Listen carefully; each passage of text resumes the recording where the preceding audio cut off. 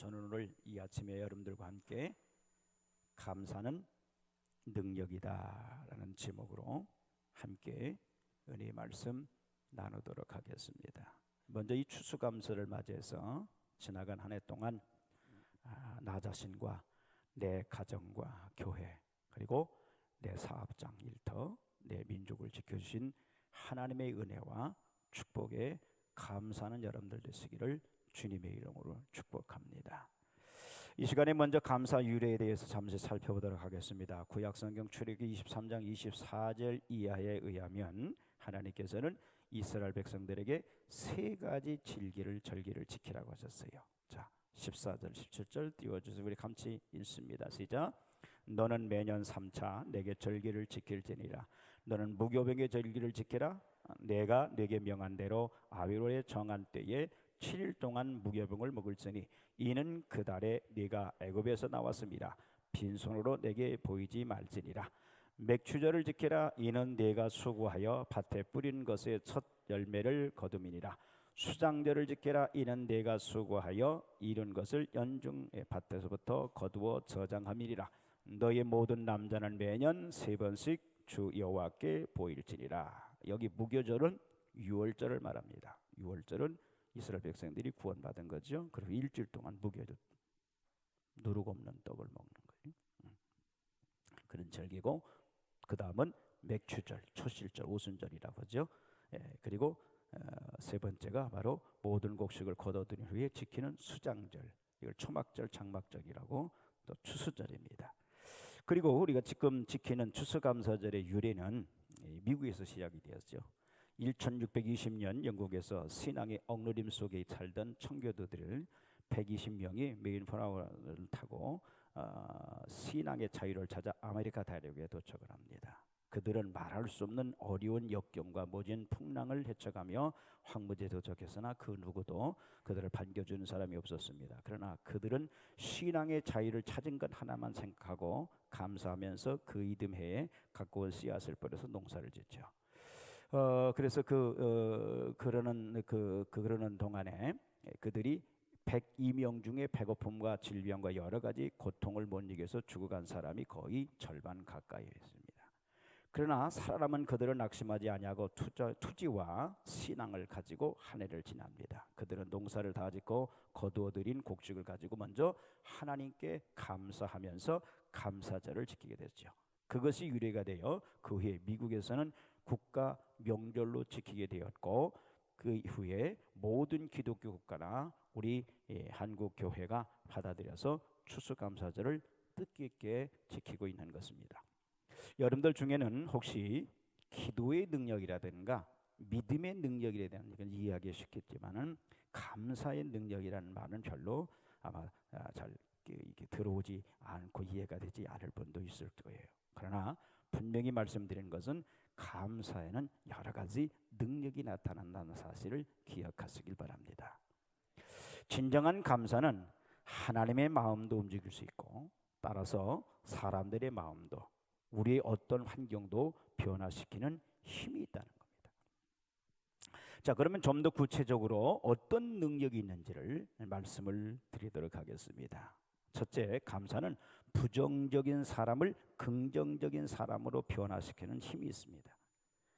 여러분, 부정적인 사람, 즉 밝은 면보다는 어두운 면을 찾으려 하고 좋은 것보다는 나쁜 것을 먼저 생각하는 사람들은 절대로 성공하는 삶을 살 수가 없습니다. 따라서 항상 원망, 불평, 오해, 시기, 질투를 하는 이 부정적인 사람은 곧 마귀 쉼이 된 사람이라는 것을 알아야 할 겁니다. 그러므로 어디까지나 긍정적인 사람이야 은혜 충만한 생활을 할 수 있고, 따라서 사단의 세력을 물칠 수 있고 성공적인 삶을 살 수가 있는 것입니다. 옛날 이야기 가운데 어떤 어머니가 두 아들을 데리고 살았는데, 한 아들은 집신 장사를 하였고 또 다른 한 아들은 주산 장사를 했다고 합니다. 그런데 이 두 아들의 어머니는 언제나 근심 걱정과 한숨이 떠날 날이 없었어요.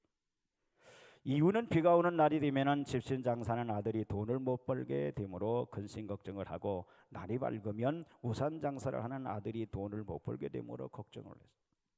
그러던 어느 날 이웃 사람의 충고를 통해서 결단하게 되죠. 그 말은 기왕이면 그런 걱정 근심을 사서 할 것이 없이 반대로 생각해서 날이 맑으면 집신 장사하는 아들이 장사가 잘 될 걸 생각하고 감사하고, 비가 오는 날이면 반대로 우산 장사하는 아들이 돈 잘 벌 것이니 감사하면 되지 않겠느냐 하는 것이었어요. 이 말을 들은 후부터 그 어머니는 마음과 생각을 고쳐먹고 감사하는 생활만을 계속했다는 말입니다. 여러분, 아무리 똑같은 환경에 처해 있다 하더라도 그 마음의 자세에 따라서 부정적일 때는 근심 걱정이 가실 날이 없고요, 반대로 긍정적일 때는 한없이 기쁘고 감사한 생활을 할 수 있게 된다는 사실을 기억하시기 바랍니다. 우리의 환경이나 여건이 좋아진다고 해서 행복해지고 감사 생활하는 것은 결코 아니에요. 또 돈이 많다고 해서 감사하다는 것도 아닙니다. 단지 그 사람의 마음 자세 이하에 닿는 게, 아무리 가진 것이 없어도 긍정적인 사람은 어떤 역경과 고난 속에서도 감사하며 기쁘게 살 수 있는 것이고, 제 아무리 넉넉하고 남부럽지 않게 가진 것이 있다 할지라도 부정적인 사람은 근심 걱정 원망 불평이 떠나질 않는 겁니다. 또 한 가지, 우리가 매사에 감사를 하게 되면 좋은 점과 감사한 점만을 찾게 되고, 그 마음은 자연적으로 밝아지고 따라서 긍정적인 사람이 된다는 사실을 아시길 바랍니다. 하나님께서는 또 그러한 자에게 은혜와 축복과 감사의 조건을 더 허락해 주시는 것을 분명히 믿으시기 바랍니다.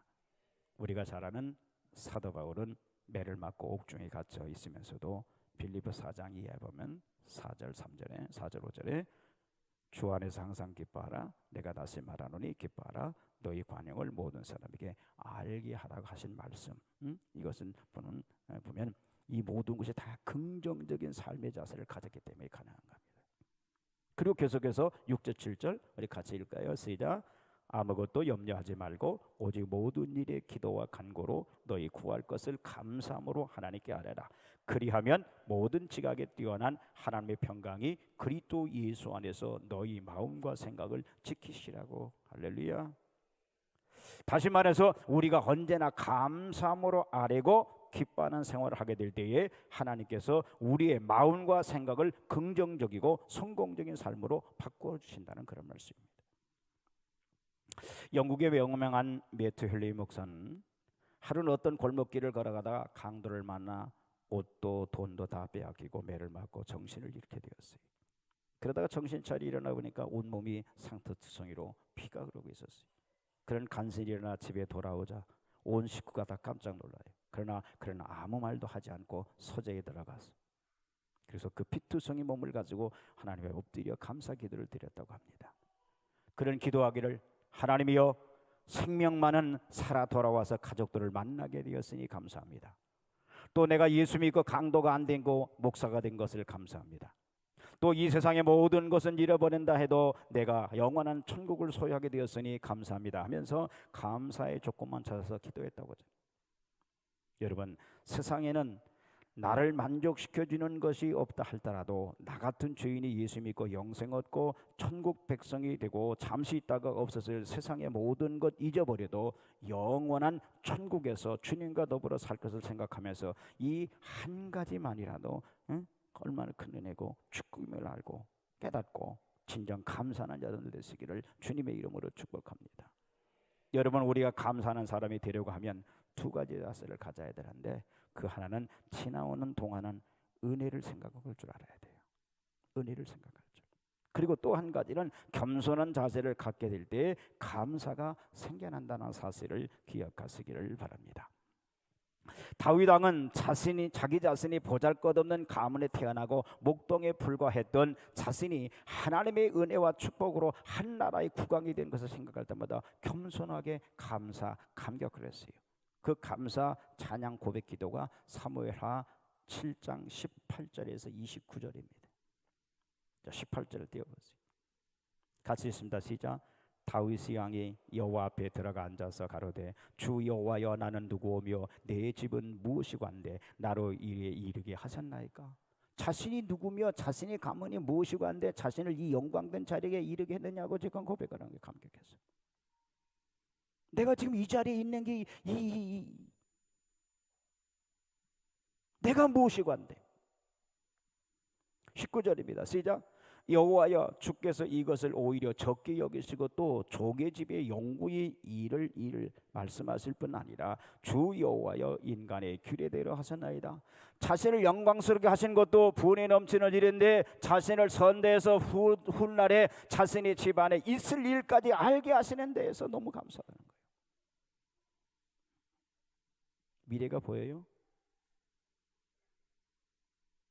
미래가 보이냐고 여러분들 미래가. 근데 예수 안에 있으면 미래가 보여. 소망이 넘쳐. 할렐루야. 감사하지 않을 수 없죠. 20절입니다. 시작. 주 여호와는 종을 아시오니 다윗이 다시 주께 무슨 말씀을 하노리까? 여호와께서 자신의 심장을 잘 아심으로 주님께 무슨 말씀을 드릴 수 있겠느냐는 거예요. 21절입니다. 시작. 주의 말씀을 인하여 주의 뜻대로 이 모든 큰 일을 행하사 주의 종에게 알게 하사나이다. 주의 말씀을 인해서 주의 뜻대로 이 모든 큰 일을 행하사 자신에게 알게 하셨다는 거예요. 그걸 찬미하는 거예요. 주님의 뜻이 하늘에서 이룬 같이 나를 통해서 이루시기를. 우리 크리스찬들은 이것을 모르고 살면 안 되지. 하나님의 뜻이 나를 통해서 이루기를 원하시기 때문에 말이야. 다윗은 이것을 기억하고 감사하는 거예요. 22절입니다. 시작. 여호와 하나님이여 이러므로 주는 광대하시니 이는 우리 귀로 들은 대로 주와 같은 이가 없고 주 외에는 참신이 없습니다. 주 하나님은 광대하신 분을 찬양하면서 자신들은 일찍이 주와 같은 분이나 다른 신이 있다는 소리를 들어본 적이 없다는 거예요. 하나님 외에는 없다는 거지. 시간이 없으니까 더 하진 않고. 이토록 겸손한 마음의 자세를 가졌기 때문에 그는 일평생 하나님께서 같이 해주신 거예요. 그러나 반대로 사울왕은 처음엔 겸손했으나 훗날에 교만해져가지고 하나님까지도 잊어버리고 악신이 들려가지고 그런 말미암아서 비참한 결과를 가져왔던 것을 우리 성경에서 찾아볼 수 있죠. 여러분 이 시간 처음에 말씀드린 대로 지금까지 지내온 것을 곰곰이 생각해 보면서 겸손히 감사한 마음을 가지시길 바랍니다. 나 개인은 물론이고 우리가 가정으로나 교회적으로 생각해 볼 때 보잘것없는 우리들이지만 우리를 통해 한국을 품고 세계를 품고 기도할 수 있는 교회로 성령 주신 것, 그 은혜를 생각해 보면 얼마나 큰 은혜요 축복인지 말할 수가 없어요. 더욱이 보이지 않는 하나님의 신령한 은혜와 축복이 생명의 꼴을 이 강단을 통해서 풍성하게 내려주신 그 은혜, 더욱 큰 감사의 조건이 되는 줄 믿습니다. 목사가 설교 잘한다고 자는 다 안 해요. 이 교회가 건강한 하나님의 성령이 운행하는 교회가 되기 때문에 이 강단을 통해서 생명의 풍성함이. 여러분 아무쪼록 감사할 조건을 찾아 하나님께 감사하는 복된 성도들이 다 되시기를 주님의 이름으로 간절히 축복합니다. 둘째로 감사는 환경을 변화시키는 힘이 있어요. 사도행전 16장에 보면 바울이 복음을 전하다가 매를 맞고 옥에 갇혀서 쇠고랑을 쳤어요. 그러나 그는 원망불평하지 않고 감사와 기도와 찬미로 하나님께 올려드릴 때에 옥토가 흔들리고 쇠고랑이 끊어져 나가고 갇혔던 옥문까지 저절로 열리는 일이 일어났죠. 이 사건은 우리에게 무엇을 보여주고 있습니까? 그것은 원망불평하지 말고 또 근심걱정하지 말고 감사를 할 때 모든 악조건이 변해서 축복의 환경으로 바꿔진다는 말씀입니다. 여러분 진정으로 믿음이 있는 사람은 어떤 역경 속에서도 감사할 수 있는 거예요.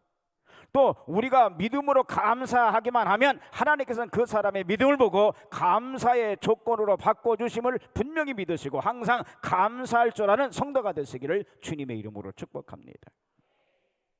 구약성경 역대하 20장에 보면은 유다 여호사방 때에 그 이웃 나라 오아가 암몬 족속이 연합해가지고 유다를 치러오지요. 이 소식을 전해던 여호사밧 왕은 근심하면서 두려움 속에서 성전에 올라가서 금식하면서 간절히 기도를 합니다. 그때 하나님께서 야하시랴라는 선지자를 통해서 15절에 보니까 전쟁이 네게 속한 것이 아니고 하나님께 속한 것이라고. 그러면서 걱정하지 말고 시키는 대로 말하라는 거예요.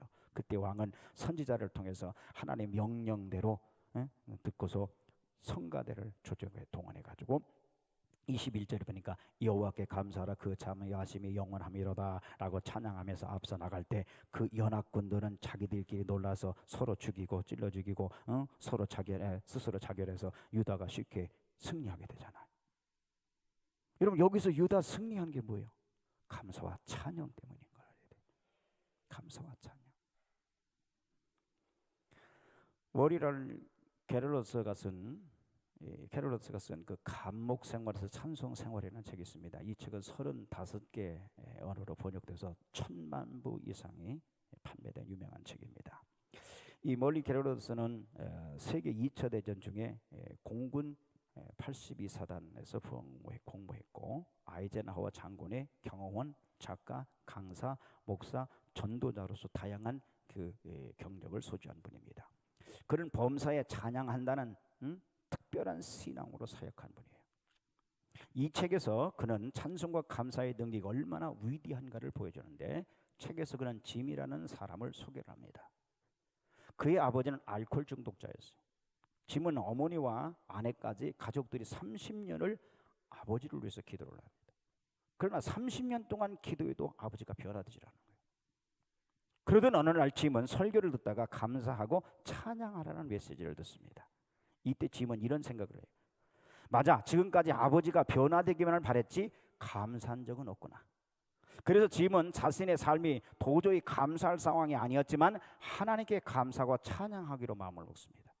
그래서 감사할 일이 무엇인가 있는가로 생각해 봅니다. 그러자 도저히 감사할 수 없는 현실에도 생각하기에 따라서 감사할 수 있는 일들이 떠오른 거예요. 아버지가 술을 마셔도 심한 술주정은 안 하니까 감사하는 거예요. 그리고 술을 마셔도 길가에 쓰러지지 않는 것, 이것도 감사한 거예요.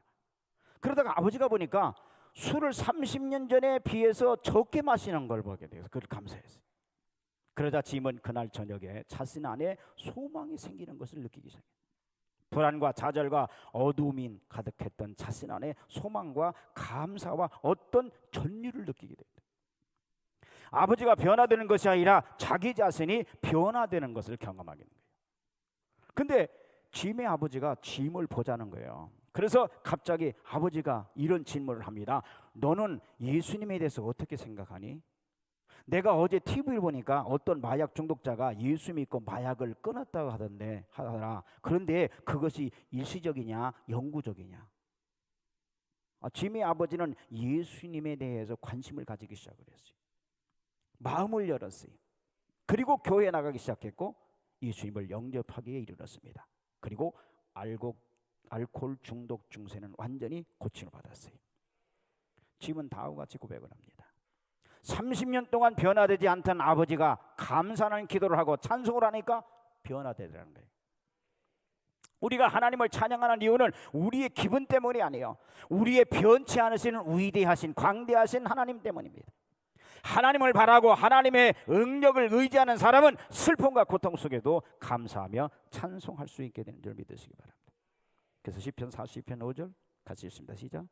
내 영혼아 내가 어찌하여 낭망하며 어찌하여 내 속에서 불안하려 하는고 너는 하나님을 바라라. 그 얼굴에 도우심을 내하여 내가 오히려 찬송하리로다. 할렐루야. 우리의 신앙생활과 신령한 생활도 우리 속에 진정한 감사와 찬양이 있게 될 때에 모든 악한 악령의 세력을 물리쳐 나가고 승리하게 될 줄 믿습니다. 하나님께서 감사하면 하나님께 감사하면 고통과 절망이 변해서 기쁨과 축복을 가져오는 환경이 되고 동시에 저주를 축복으로 불행을 행복으로 바꾸는 힘이 있다는 진리를 바로 믿으시는 여러분들 되시기를 주님의 이름으로 간절히 축복합니다.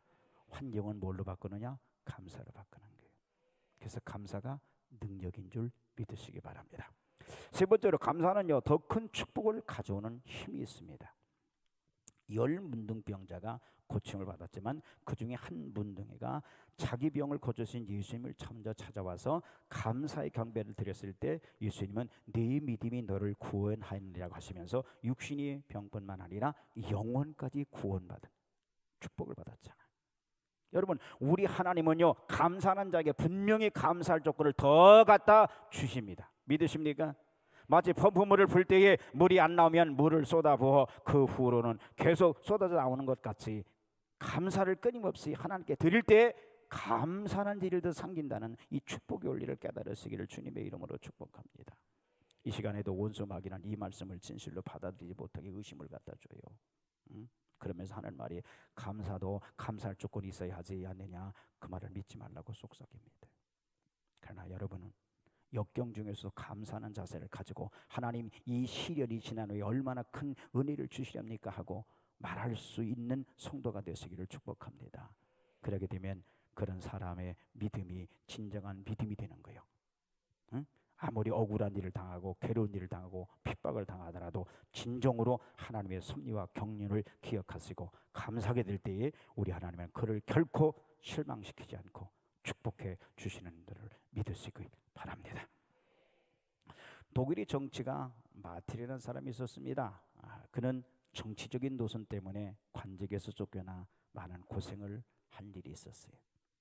그는 자기 잘못이 아니라 다른 사람 때문에 생긴 것이 늘 불평스러웠어요. 그가 한 번은 다 헤어진 구두를 신고 있었는데 구두를 새로 사서 신을 만한 그런 형편이 못 되었어요. 무거운 마음으로 불만을 가지고 교회 예배드리러 예배당으로 들어갔어요. 그때 거기에는 두 발이 없는 사람이 있었어요. 그것을 본 거예요. 그는 발을 얻고 복발을 옆에 세워두고 열심히 찬송과 감사의 기도를 드리는 것을 봤습니다. 마틴은 그 자리에서 엎드려서 감사의 기도를 드렸어요. 다시는 원망하고 불평하지 않겠습니다. 우리는 구두 주신 것만을 감사하고 안 주시면 원망합니다. 두 발을 주신 것, 아직도 건강하다는 것만으로도 얼마든지 감사하며 살아갈 수 있잖아요. 여러분, 감사는 자기 자신을 행복하게 하는 거예요. 여러분, 행복하게 살아야 돼요. 그러려면요, 자꾸 감사하세요. 감사는 행복을 주는 능력이에요. 감사 힘의 저자 레로 릴슨은 감사는 힘든 시기를 큰 상처 없이 잘 넘기게 해주며 풍성하게 만들어준다고 그랬어요. 여러분, 평소에 감사 훈련을 하십시오. 이 감사 훈련을 열심히 하면요, 미래를 위해서 가장 확실한 보험을 가입해 두는 것 같은 거예요. 인생은 누구나 힘든 시기를 만나겠죠. 그때 별 어려움 없이 잘 넘기는 삶의 보험과 같은 능력이 바로 어디 있느냐? 이 감사가 있다는 거죠. 그래서 왜 교회에서 자꾸 감사하십시오, 감사합시오 하는 이유가 그건 거예요. 감사를 많이 하는 사람은 인생의 어떤 그 환난 가운데서 절망하지 않고 그 환난을 이길 수 있는, 극복할 수 있는 힘이 있다는 거죠. 이 감사의 능력이에요. 감사함으로 행복하시고, 감사함으로 위기를 능력하시고, 감사함으로 어려움을 이기 극복하는 여러분들 되기를 주님의 이름으로 축복합니다. 예. 그것들 한 가지 예화를 더 말씀드리고 말씀을 맺도록 하겠습니다. 미국 어떤 청년은 신앙생활을 누구보다도 잘하는 가운데 어느 날 길을 가다가 교통사고를 당해서 다리를 절단하게 되었습니다. 그는 말할 수 없는 절망 상태에 빠지게 됐죠. 그가 병원에 입원해 있는 동안 목사님을 비롯해서 많은 교우들이 병문안 와서 모두가 위로의 말씀을 해줬는데, 그것은 바로 로마서 8장 28절 말씀 같이 읽을까요? 시작. 우리가 알거니와 하나님을 사랑하는 자 곧 그 뜻대로 부르심을 입은 자들에게 모든 것이 협력하여 선을 이루는 말씀, 이 말씀만 읽어주고 가곤 했다고 합니다. 그 청년은 그 성경 구절을 자주 읽어주므로 한편 생각할 때에 어제까지만 해도 상했던 내 다리가 끊어져 불구자가 되었는데 모든 것이 협력하여 선을 이룬다는 말이 무엇이냐 하면서 불쾌하게 생각했으나 또 한편으로는 아멘으로 받아들였습니다. 그는 얼마 안 돼 퇴원해서 고무다리를 하고 걸어다니게 되었습니다. 그는 계속해서 꾸준히 신앙생활을 잘하다가 뜻이 있어 신학교를 다닌 후에 목사가 되었고, 그뿐만 아니라 선교사가 될 것을 결심을 하고 아프리카의 식인종들이 사는 곳으로 전도를 하기 위해서 떠났습니다. 그것은 가기만 하면 식인종이 잡아먹는 거예요. 이 선교사도 죽음을 각오하고 그들이 사는 마을로 찾아갔더니 그 식인종들은 좋아하면서 잡아먹으려고 했어요. 그때 이 선교사는 하나님께 간절히 기도한 후에 지혜가 떠올라서 자기의 의족인 고무다리에 고무를 한 조각을 손수 비워서 그들에게 던져주었어요. 식인종들은 그 모습을 보고 깜짝 놀랐어요. 지금까지 자기의 살을 베이는 사람은 못 봤는데 아무렇지도 않은 듯이 잘라서 선뜻 내어주는 걸 보고 그들은 이 사람이 사람이 아니라 신이라고 생각하고서 추장을 비롯해서 모든 식인종들이 이 선교사 앞에서 와서 무릎을 꿇었습니다. 그 후에 그는 그 식인종들을 해결시키고 복음을 심었다는 겁니다. 그 후 그 선교사는 곰곰이 생각하더니 자기의 다리가 곧 교통사고로 잘려진 것이 지금의 유익을 위한 하나님의 섭리였다는 것을 깨닫게 되자 다시 그 말씀에 큰 우위를 받고 하나님 앞에 감사를 드렸다는 것입니다. 여러분, 제가 왜 이렇게 긴 예화를 말씀드리겠습니까? 아무쪼록 여러분들은 어떤 환경 속에서도 하나님의 뜻과 섭리를 바로 분별해서 매사에 감사하며 더욱이 오늘 감사주일을 맞이해서 지금까지 보호해 주신 은혜, 하나님의 은혜와 축복에 감사, 넘치는 감사를 해서 여러분들 삶에 더 큰 감사의 간증들이 일어날 수 있는 감사의 능력을 경험하는 여러분들 되시기를 주님의 이름으로 축복합니다. 감사하셔서 올 한 해 한 달 며칠 남은 거 정확하게 얘기해 줘야 돼. 더 큰 감사의 조건이 열매 맺는 축복의 성도 다 되시기를 주님의 이름으로 간절히 축원을 드립니다. 자, 우리 말씀을 생각하시고 함께 우리 결단하도록 하겠습니다. 그래요. 내 처지를 보면, 내 1년간의 삶을 보면 감사보다도 원망거리가 더 많을 수도 있어요. 그러나 여러분, 그런 곳에서도 감사하게 되면 원망거리가, 불평거리가 축복거리로 바뀌어지는 역사가 나타날 줄 믿습니다. 우리 두 손 드시고 우리 함께 이리도 감사합니다, 주님 감사합니다 하고 우리 주여 삼창하시고 함께 통성으로 기도하겠습니다. 주여, 주여.